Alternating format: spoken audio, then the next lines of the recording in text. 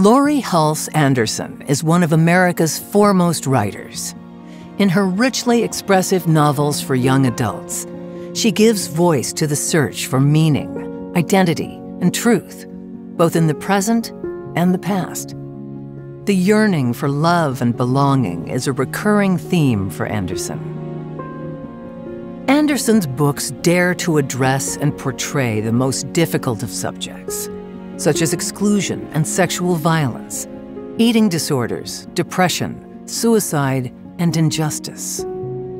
For more than 2 decades, Anderson has worked directly with schools and young people to highlight the importance that we, at all ages, talk about these topics.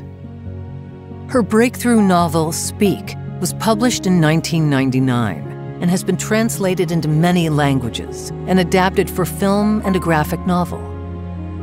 When the main character, 13-year-old Melinda, is raped at a party, she calls the police, but she cannot bring herself to talk about what has happened.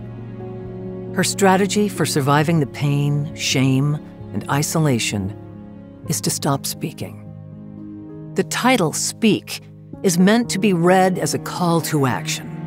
Speak so that the world will listen. Speak up for yourself. Anderson's novel was published long before #MeToo and had an enormous impact. The part it has played in encouraging survivors, regardless of gender, to come forward and speak about their experiences of sexual assault has been widely acknowledged. Like many of Anderson's books, it is frequently found on lists of banned books in her home country, books that are not allowed to be read in schools or bought by public libraries because of their subject matter or plot.